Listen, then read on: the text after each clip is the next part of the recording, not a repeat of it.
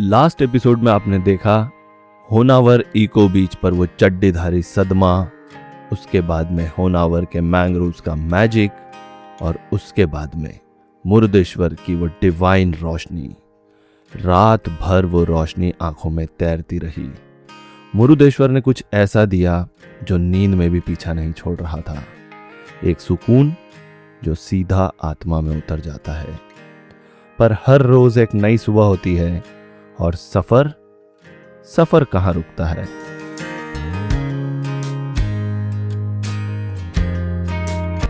Good morning guys, good morning, good morning, good morning, very good morning from Murudeshwar. And सुबह आज मैं 6 बजे उठ गया था भाई, और 6 बजे उठ के मैंने क्या किया देखो। ऑलराइट, तो आज सुबह थोड़ा सा मैं जल्दी उठ गया। ड्रोन की परमिशन लेने जा रहा हूँ भाई पुलिस स्टेशन। लेट्स सी मिलती है कि नहीं। भाई पुलिस वाले ने तो मना कर दिया, तो मंदिर प्रशासन से बात करो। Now I am going to mandir office. वहाँ क्या होता है वो देखते हैं। आई होप मिल जाए। Excuse me sir, can I get permission for drone? Can I get permission for drone here if I give him application in return और anything? Okay, ज़्यादा होशियार बनना नहीं था भाई।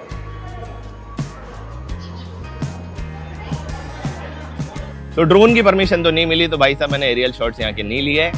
मतलब इधर उधर जाके मैं उड़ा भी सकता था, किसी को पता नहीं पड़ता, लेकिन मेरा मन नहीं माना क्योंकि भोले शंभू से मेरे को लगता है डर, है ना। तो ड्रोन शॉट्स मैंने यहाँ के नहीं लिए। हाँ, आज का क्या प्लान है? आज मैं यहाँ से जा रहा हूँ मैंगलुरु। बीच में उडुपी है, लेकिन उडुपी अभी मैं स्किप करूंगा। उडुपी हम आते टाइम एक्सप्लोर करेंगे, ताकि जो हमारी रिटर्न जर्नी है जो लगभग 2000 किलोमीटर्स रहेगी वो थोड़ी सी कट शॉर्ट हो जाएगी। तो ऐसे करके स्किप कर करके अब मैं थोड़ा सा आगे बढ़ने वाला हूँ। राइट, रास्ते में दी आइकॉनिक मारवंथे बीच भी आने वाला है जो हम एक्सप्लोर करने वाले हैं। राइट, तो निकलते हैं इधर से। Time is 8 and all set, bike load है। Let's leave and see you on the road.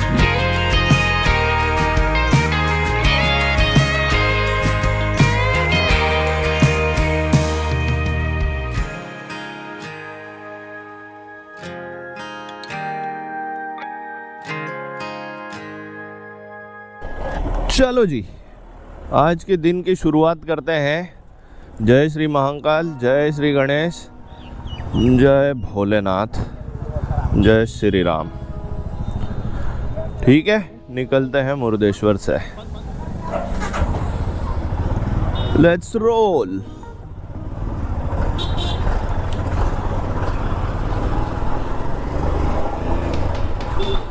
इधर मेरा मन था कि सुबह सुबह जल्दी जाके ड्रोन उड़ा सकता हूँ, है ना, पर क्या पता अंदर से आवाज आई कि भाई परमिशन ले ले। तो परमिशन के लिए मैं पुलिस स्टेशन भी गया, मंदिर के ऑफिस भी गया, दोनों जगह से मना कर दिया। फिर भी मैं इधर उधर कोने में जाके या अपने होटल की छत पे से उड़ा सकता था, पर क्या पता अंदर से आवाज आई कि रहने देना भाई। सो आई थॉट रहने देते हैं भाई। ठीक है, मैंगलोर का डिस्टेंस है यहाँ से 157 किलोमीटर। जाने में लगेंगे 2 घंटे 56 मिनट, लेकिन हमको लगेंगे 4-5 घंटे के आसपास, क्योंकि बीच में है मारवंथे। एंड मारवंथे तो भाई साहब one of the iconic places है इस रोड का, तो वो हम कैसे स्किप कर सकते हैं। पर हाँ, एक चीज़ मैं ज़रूर कर सकता था कि अगर मैं 6 बजे उठ गया था, ड्रोन की परमिशन नहीं मिल रही थी, तो मुझे जल्दी निकल जाना चाहिए था। लेकिन मैं भटाईबाजी कर रहा था लोगों से बैठ के, तो निकलने में बज गई हमको 8:15। आगे थोड़े ही दूर पे वापस से NH66 लग जाएगा एंड हम फिर बढ़ चलेंगे अपनी फाइनल डेस्टिनेशन कन्याकुमारी की तरफ। This is the gate and this is NH66। इधर से तो कोई नहीं है, इधर से भी कोई नहीं है। We are safe to cross and let's role.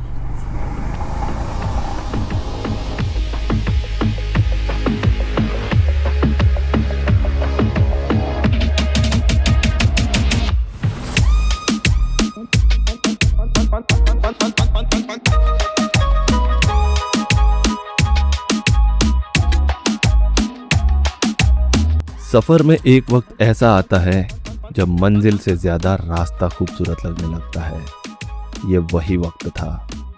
NH66 पर सुबह की पहली रोशनी जब हाईवे पर बिखरने लगती है और दोनों तरफ के ट्रीज एक कैनोपी बना देते हैं, तब हेलमेट कैम से जो फुटेज आता है वो किसी सिनेमैटिक शॉट से कम नहीं होता। और फिर एक अनएक्सपेक्टेड रुकावट, वैसे वाली नहीं, वैसे वाली जो आपको मुस्कुराहट देती है। कब निकला हूँ sir? 4th। I'm on board. How many kilometers you already covered? Around 1500. 1500. Still, I think it's 750 kilometers from here from Kanyakumari, right? कौन सा state? MP? MP. Indore. MP मालूम है। Profession? Software. So how you are getting that much of time to travel here and there? What I did is I have 36 annual leaves. You are going to utilize that one. I didn't apply it for entire year.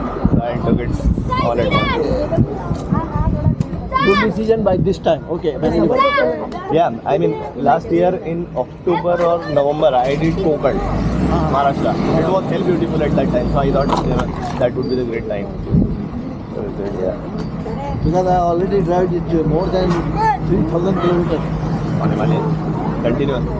No, not I mean on a single route. on a single route. Yeah.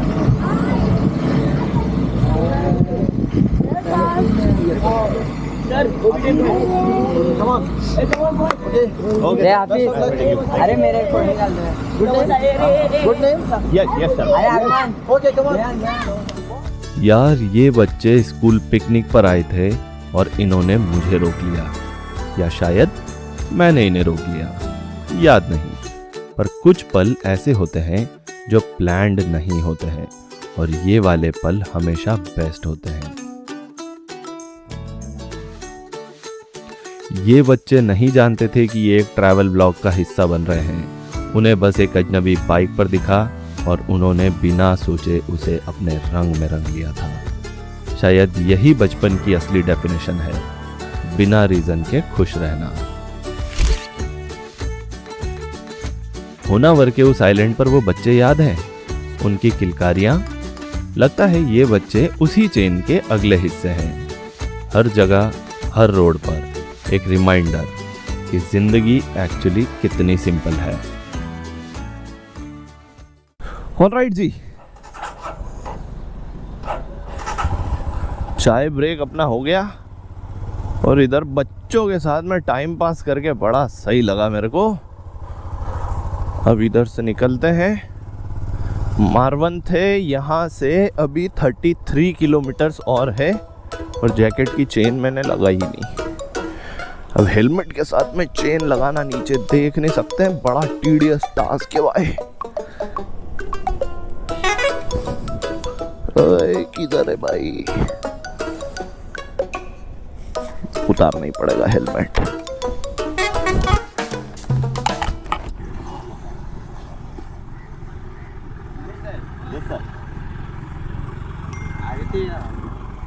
अभी आया हूँ, कन्याकुमारी जा रहा हूँ। Kanyakumari blogger.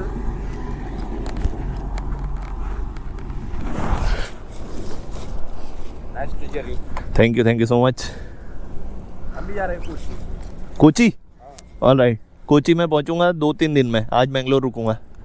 हाँ जी, okay sir, thank you so much.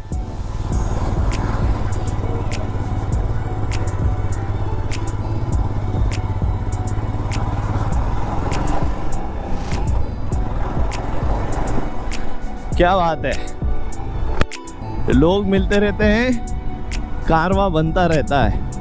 लोग कहते हैं कि तू बाइक से क्यों घूमता है भाई, कार से जाया कर।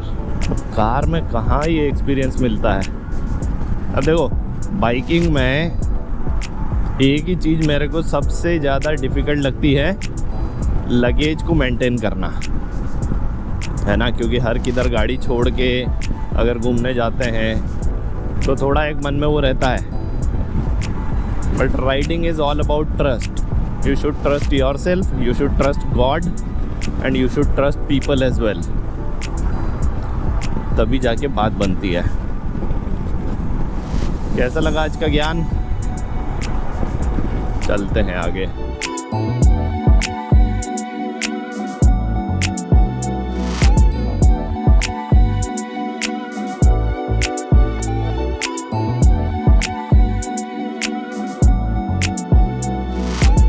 दोस्त, कुछ जगह ऐसी होती हैं जो एक्सप्लेनेशन नहीं मांगती, बस देखी जाती है. मारवंथे उन्हीं में से एक है. एक तरफ सुपर्णिका नदी, शांत, साइलेंट, अपने आप में मजरूह, और दूसरी तरफ अरेबियन सी, अनरिस्ट्रेंड, पावरफुल, अपनी ही धुन में मस्त. और बीच में ये रोड, जैसे कुदरत ने इंसान को एक टाइट रोप दे दी हो और कहा हो, बस चलते रहो.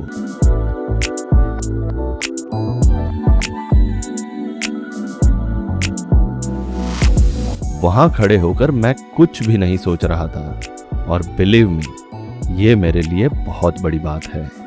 All right, the much awaited moment is here. I am at the Marvante beach and literally guys, this place is mind blowing. इस तरफ समंदर, उस तरफ नदी, बीच में road, stones, walkways, everything. I mean, this place is just mind blowing. ये भी. और फिर उस नारियल की मलाई ने कंफर्म कर दिया था कि ये जगह बिल्कुल परफेक्ट है. मीठी, ठंडी, आत्मा तृप्त करने वाली.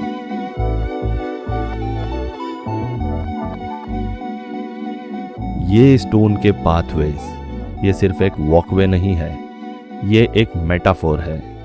आप समंदर के अंदर घुसते जाते हो, एक कदम, फिर दूसरा कदम, फिर तीसरा कदम, और दुनिया पीछे छूटती जाती है. लहरें आपकी तरफ इस तरह से आती हैं जैसे कह रही हो, और अंदर आओ, और अंदर आओ, और तुम बस वहीं थम जाते हो. ड्रोन ने जो कैप्चर किया वो शायद इस जगह का सबसे ऑनेस्ट पोर्ट्रेट है. एक नदी जो समंदर से मिलना चाहती है, एक समंदर जो नदी को एम्ब्रेस करना चाहता है, और बीच में एक रोड जो इन्हें मिलने नहीं देता. डिवाइडेड वाटर, पर फिर भी दोनों खूबसूरत हैं. यार, मारवंते छोड़कर निकला ना तो पता नहीं क्यों थोड़ा सा हेवी फील हो रहा था. ऐसा होता है ना कुछ जगहों के साथ, वो तुम्हें पकड़ लेती हैं. खैर, मैंगलोर अब ज्यादा दूर नहीं था. NH66 कंटिन्यू है, और ये कोस्टल हाईवे, भाई ये तो मेरा फेवरेट रोड ट्रिप रूट बनता जा रहा है. ओके जी, मैंगलुरु. डेवलपमेंट चाहे कितना हो जाए, पेड़ तो सिटी में होना ही चाहिए भाई. देखो क्या बढ़िया लग रहा है ये रोड. सच कहूं, मैंने सोचा था साउथ इंडिया राइड में सिर्फ इडली सांभर मिलेगा. ये नहीं पता था कि हर मोड़ पर एक अलग ही दुनिया मिलने वाली है. गोकर्णा से शुरू हुआ था ये सफर. वहां के वो क्वाइट बीचेस, ओम बीच की सरियल शेप, एपिसोड 1 का वो एक्साइटमेंट अभी भी फ्रेश था, और अब यहां तक कितना कुछ देख लिया है. कभी लगता है कि ये सब तो एक ही दिन में हुआ है. और फिर मैंगलोर आ गया. ये शहर अपने आप में एक चैप्टर है. आज रात कुछ ऐसा होगा जो शायद इस पूरी ओडिसी का सबसे डिवाइन मोमेंट हो सकता है. पर पहले होटल, थोड़ा रेस्ट और प्लानिंग. ऑलराइट जी, तो मैंगलोर में आ चुका हूँ एंड चेक इन भी मैंने कर लिया है. होटल का नाम है प्रीमियम इन लॉज.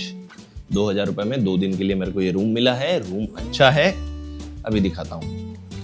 तो ये भाई अपना आज का रूम है, जिसका मैंने सत्यानाश कर दिया है, बखेरा ही बखेरा कर दिया है. बाकी ये बेड है, इधर एक टेबल है जिस पे भी बखेरा है, एक अलमारी है जिसके अंदर मैंने कुछ नहीं रखा, इस तरफ विंडो एंड इस तरफ लेट बाथ, साथ में टीवी. 1000 रुपये में कोई ख़राब नहीं लगा मेरे को. अच्छा है, 1000 रुपये पर नाइट में सामान अपना व्यवस्थित रहेगा. वैसे भी मैंने बोला था हॉस्टल में थोड़ा सा प्रॉब्लम होता है सामान को लेके. सो यस, अच्छा है रूम. बाकी प्लान क्या है? प्लान ये है कि मेरे को करना है लंच, भूख बड़ी जोर की लग रही है तो लंच करेंगे एंड उसके बाद में यहाँ से चलेंगे, पास में ही सुल्तान बैटरी है एंड वहीं से एक फेरी जाती है किसी बीच तक, तानीर भाटी बीच नाम है शायद, करेक्ट मैं कर दूंगा उसको, बट यस उस बीच पे जाने का प्लान है। चलते हैं, देखते हैं, खाते हैं, मजे करते हैं, right, let's go.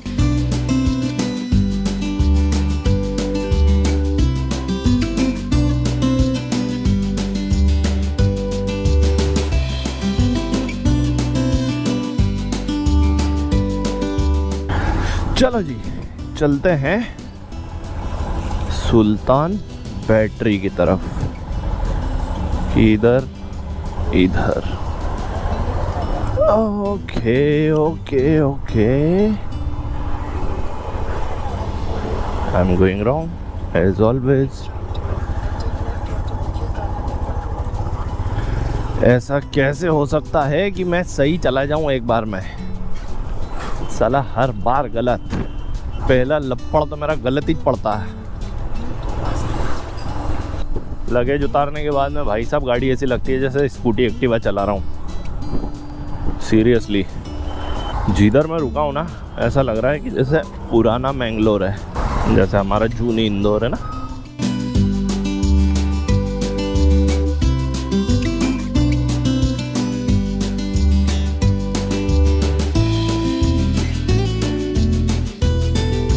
Sultan battery, ये नाम सुना था कहीं, अब सामने था।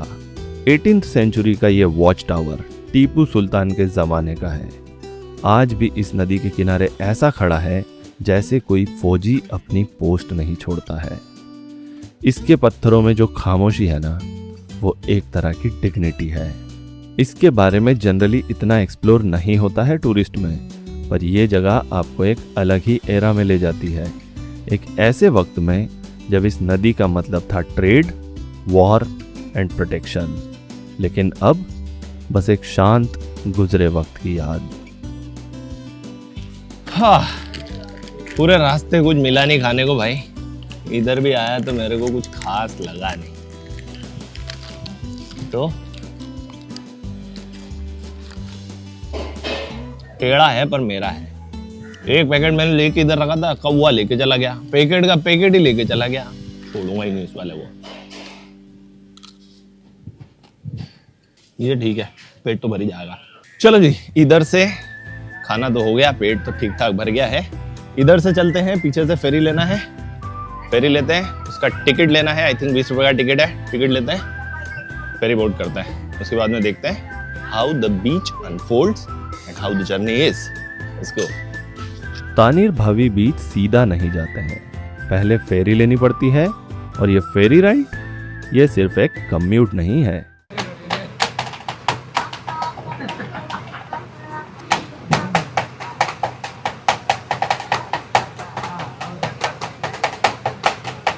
यार ये बच्चे पेन और कॉपी से ड्रम बजा रहे थे फेरी के अंदर, खुद के लिए, अपनी खुशी के लिए, किसी ऑडियंस के लिए नहीं। और उस पल में जो म्यूजिक था वो किसी भी प्रोफेशनल कॉन्सर्ट से ज़्यादा रियल था। कितनी होगी उनकी एज? 8, 10, लेकिन उनका कॉन्फिडेंस, उनका जॉय, अनमिक्स्ड, अनफिल्टर्ड। ये शॉट मैं हमेशा अपने पास रखना चाहता हूँ।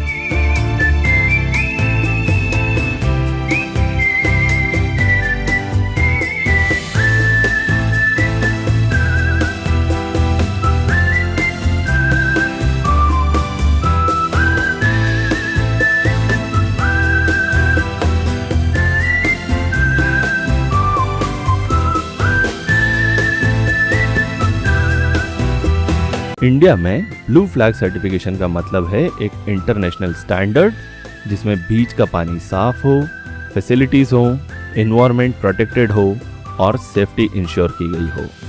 सिर्फ कुछ ही बीचेस हैं इंडिया में जो ये सर्टिफिकेशन रखती है। तानीर भावी उन्हीं में से एक है। और ये सिर्फ एक टाइटल नहीं है, ये यहाँ पर दिखता भी है।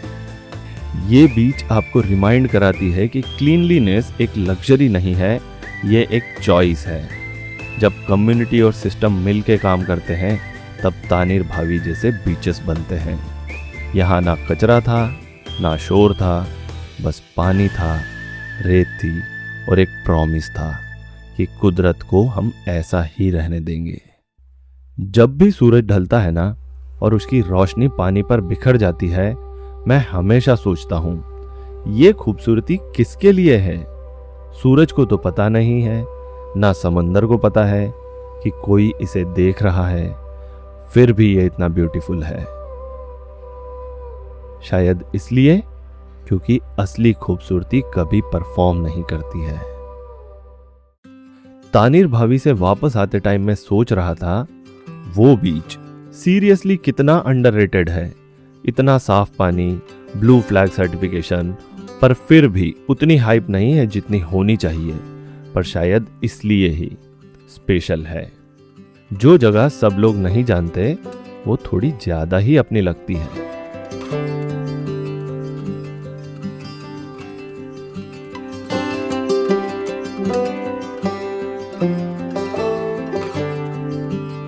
ओके जी, तो ये तो हो गया भाई सुल्तान बैटरी और तानीर भाभी बीच, राइट।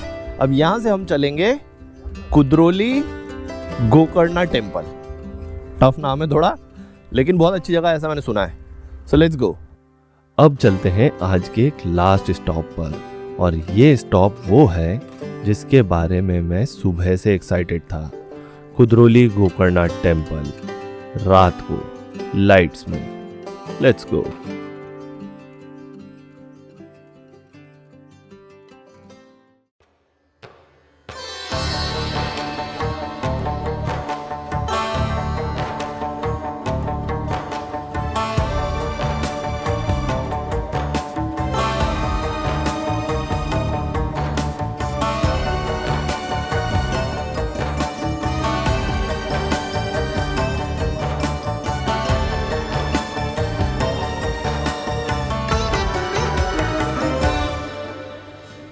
कुछ जगह ऐसी होती हैं जो दिन में अलग होती हैं, रात में अलग होती हैं। कुद्रोली गोकर्णा टेम्पल उनमें से ही एक है। जब पहली बार वो रोशनी मेरी आंखों ने कैप्चर की, मैं रुक सा गया था। ये मंदिर दक्षिण कन्नड़ का एक महत्वपूर्ण मंदिर है, श्री गोकर्णा नाथेश्वरा को समर्पित।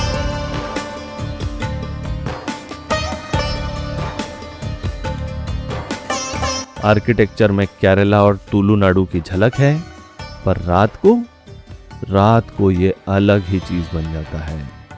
पलकें झपकना नहीं चाहती हैं।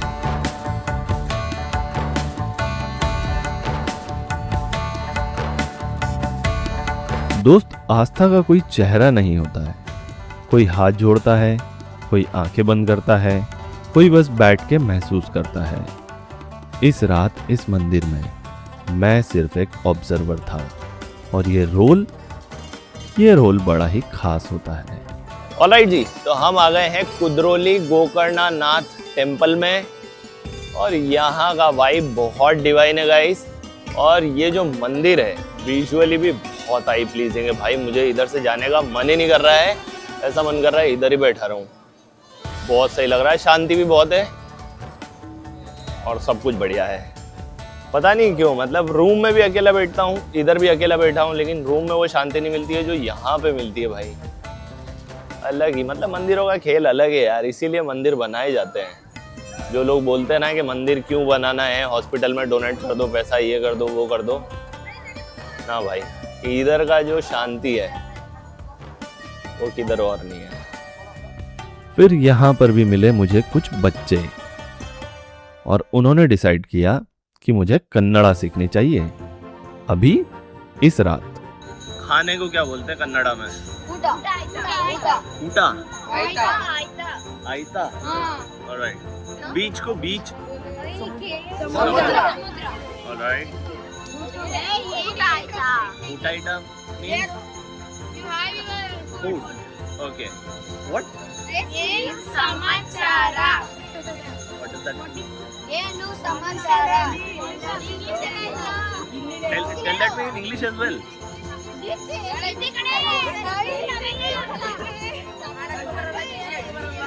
What? दोस्त, ट्रैवल करने की एक खासियत होती है, दिन भर की थकान और रात भर का सुकून दोनों मिलके एक खास कॉकटेल बनाते हैं। डिनर की प्लेट ने बाकी का काम कर दिया था। ऑलराइट, सो मंदिर से निकलने के बाद में हम आ चुके हैं होटल आरंभा में डिनर करने के लिए। और डिनर में मैं मंगाऊंगा दाल फ्राई, सादी रोटी और दही, क्योंकि आज मेरा कुछ ज़्यादा खाने का मन है नहीं। सादा भोजन उच्च विचार रखते हैं, राइट। वैसे भी भाई अभी तक 4-5 दिन हो गए मेरे को इधर आए, और खाने का एक्सपीरियंस मेरा अभी तक का उतना ज़्यादा अच्छा नहीं रहा है। बट इधर मैंने बहुत सारे लोगों से पूछा मार्केट में, तो उन्होंने सजेस्ट किया था इधर जाओ भाई, अच्छा खाना मिलेगा। तो let's see how it goes, but for now wait.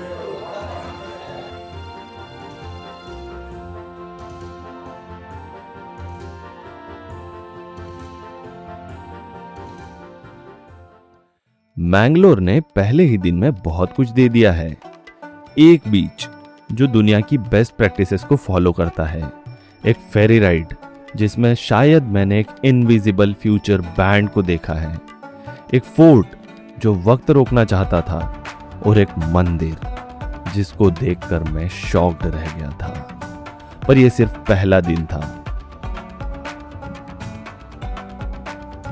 कल सुबह मैं मैंगलोर की वो दुनिया दिखाऊंगा जो टूरिस्ट बुक में नहीं मिलती है।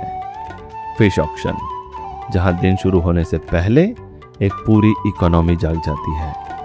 फिर सोमनाथ टेम्पल, कद्री श्री मंजुनाथ टेम्पल, जहां हिस्ट्री और डिवोशन एक साथ मिलते हैं। मंगला देवी मंदिर, और लास्ट में पब्बास आइसक्रीम पार्लर। हाँ, इस पूरी डिवाइन यात्रा का लास्ट स्टॉप एक आइसक्रीम पार्लर है। और हाँ, कोई मुझे जज नहीं करेगा। ये इनफाइनाइट सर्कल अभी खत्म नहीं हुआ है। अभी तो और भी चीजें होने वाली हैं, कुछ शॉकिंग, कुछ इंटरेस्टिंग। साथ बने रहिएगा।